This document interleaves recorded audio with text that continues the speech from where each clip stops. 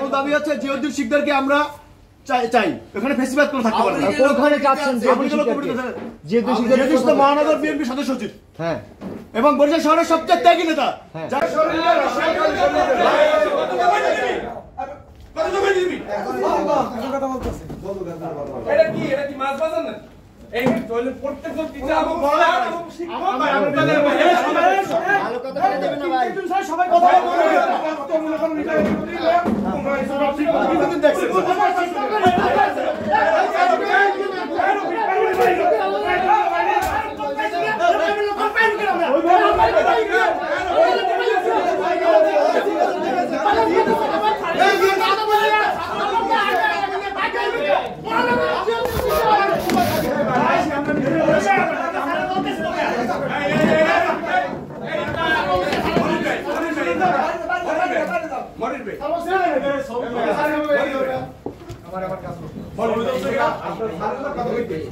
কেন হবে আমাদের আমরা সাথে করার জন্য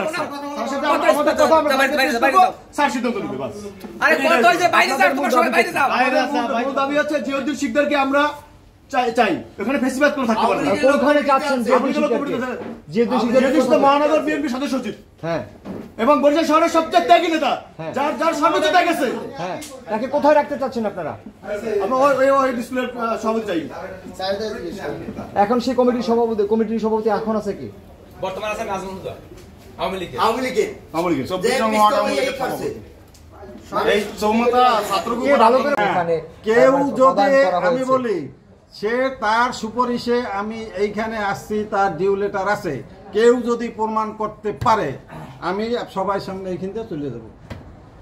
ধন্যবাদ স্যার। আমি একটা কথা বলি, ওই কলেজে প্রিন্সিপাল ছিলাম, থাকলো না?